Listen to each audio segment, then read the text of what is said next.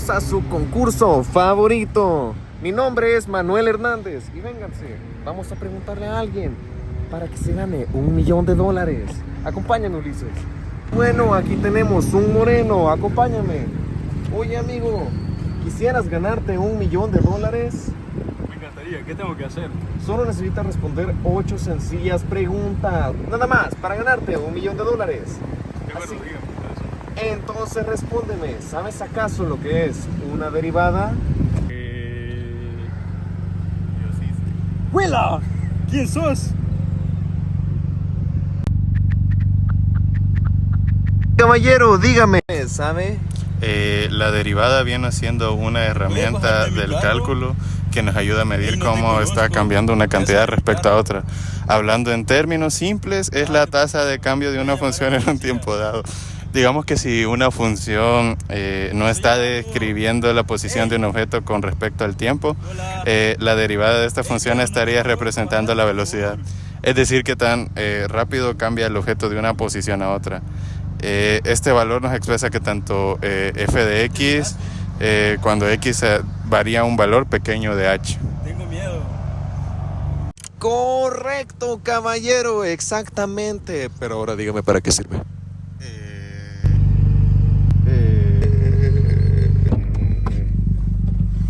Yo sí sé, pero necesito una pizarra. Vaya amigo, mirá, tenés aquí derivada de un cociente. Oh. Nominador, denominador. ¿Qué Oh, haces? wow. Su regla.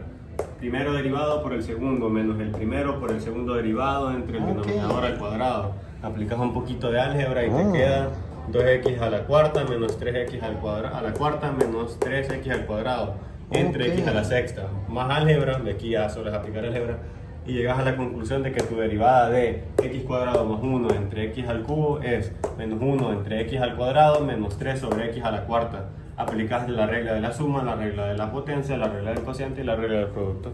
Oh, qué increíble. Y ahora dime, ¿cómo podríamos aplicar esto en la vida cotidiana? ¿Sabes qué? Vamos a usar el carro de ejemplo. ¿Qué? ¿Puedo ir en el asiento de adelante? ¿Pero por qué me están siguiendo? Espérense, voy a guardar ¿Puedo ir en mi... el asiento de adelante? Déjenme, voy a guardar mi mochila. ¿Y vos quién sos? Estábamos hablando de derivadas.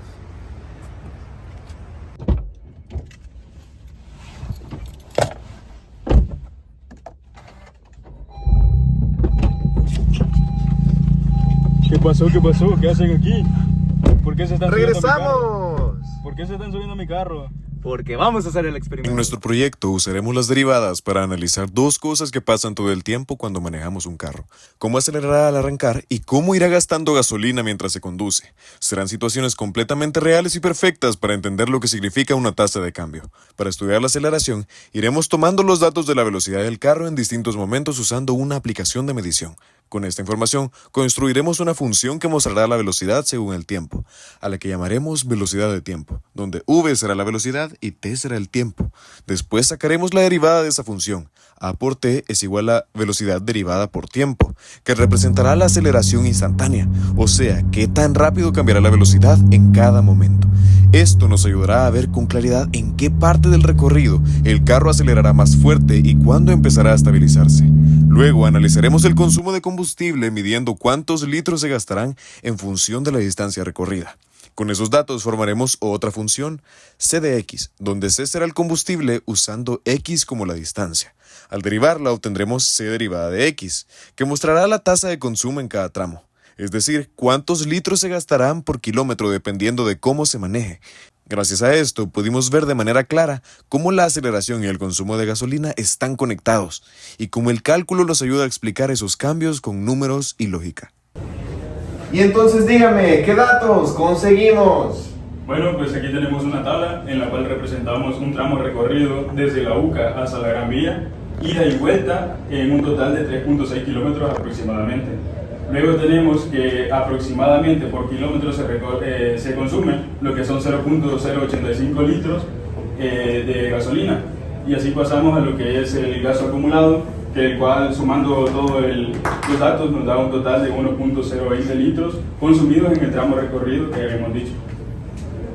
¡Wow! ¡Qué increíble! Pero, ¿y cómo consiguieron esta fórmula? Eso te lo explico yo, espérame. ¿Quién es? Ah, sí, es cierto, eres tú. El carro del día resulta que tenemos una captura en donde exactamente se gastan 8.5 litros cada 100 kilómetros. Entonces la duda es, ¿cuántos litros se gastaron en un kilómetro? Entonces usamos una simple regla de 3. Entonces teniendo esto, pasamos 1 kilómetro para acá al despeje, 8.5 litros sobre cada 100 kilómetros por 1. Esto, la división nos da 0.85 litros por cada kilómetro que se gastan, siendo así el gasto del tramo total. ¡Wow! ¡Qué increíble! Pero me encantaría verlo, graficado. Y yo solo quiero que me devuelvan las llaves del carro, por favor, ya me quiero ir. ¡No! ¡Oh, regresaste! Vale, gracias. ¿Puedes explicármelo? Sí, men, ya te explico, tranquilo. Mira, aquí tenemos una gráfica a escala de cómo están los datos que recolectamos, ¿verdad? Aquí tenemos nuestra función que ya dedujimos anteriormente. Tenemos que el consumo de combustible se calcula multiplicando 0.085, que son los litros que consume, ¡Wow! por cada kilómetro. Derivando esta función tenemos 0.085, este es un valor constante, lo que nos dice que esto es una función lineal, que mientras más consumo de combustible, mientras más recorrido de kilómetros haga, más combustible va a gastar, por lo que queda demostrado. Incluso lo podemos representar en otra tabla. Y en esta siguiente tabla estamos representando el tiempo que tomó hacer el recorrido en segundos y acá la velocidad que ha tenido el vehículo en este tiempo. Lo que podemos identificar que ya sea por la carretera, tráfico o diferentes curvas que haya, la velocidad no es constante. Y ahora pasaremos a la función. Ahora en esta función, como tú explicaste en la tabla, como no es una velocidad constante, lo que creamos es esta función que va en base, en sumas y en restas de acuerdo a cómo va la velocidad. Entonces la primera va 1.17 por el tiempo cuando 0 es mayor o igual a t. Luego del tiempo es mayor o igual a 60, es menor o igual a 60. Entonces luego ya creamos la función de 1.73 por el tiempo más 174, porque esa es la sumatoria que se da justo en este pico de acá. En la parte de 60 mayor o igual, más igual 90.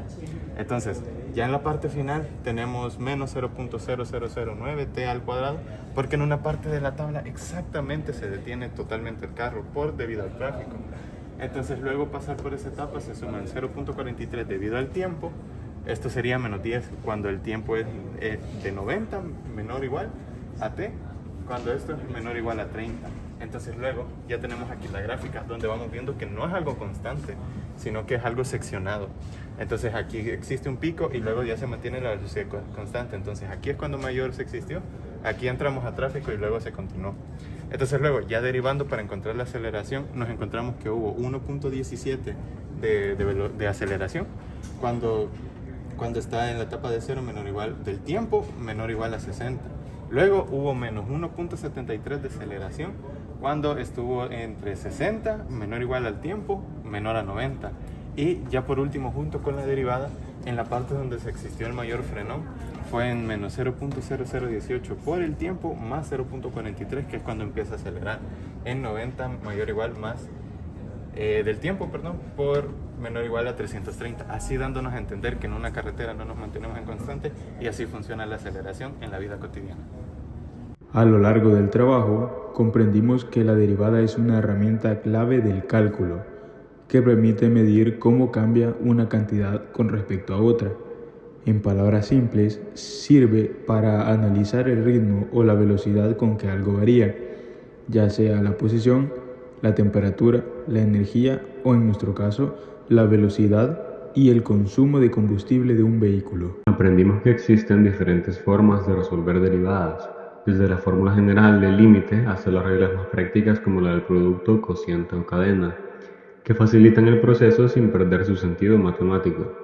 Sin embargo, lo más importante fue entender que las derivadas no son solo un tema teórico, sino algo que se puede aplicar directamente a situaciones reales. En nuestro proyecto usamos la derivada para analizar dos fenómenos cotidianos al conducir: la aceleración al arrancar y el consumo de combustible durante el recorrido. Gracias a los datos recolectados, pudimos crear funciones que representan el comportamiento del carro y derivarlas para obtener las tasas de cambio. La derivada de la velocidad nos permitió ver cómo variaba la aceleración en distintos momentos, mientras que la derivada del consumo nos mostró cuántos litros se gastaban por kilómetro y con ese gasto se mantenía constante o cambiaba según el tipo de manejo. Comprobamos también que ambas variables están relacionadas. Cuando la aceleración aumenta, el consumo de gasolina tiende a subir. Esto demuestra que las derivadas pueden ayudarnos a entender y optimizar el rendimiento de un vehículo, mostrando con números lo que normalmente solo percibimos al manejar. En conclusión, este proyecto nos permitió ver que el cálculo diferencial no solo se aplica en los libros, sino también en la vida diaria. A través de las derivadas pudimos interpretar datos reales, convertirlos en información útil y comprender mejor cómo las matemáticas describen fenómenos tan comunes como acelerar, frenar o gastar combustible.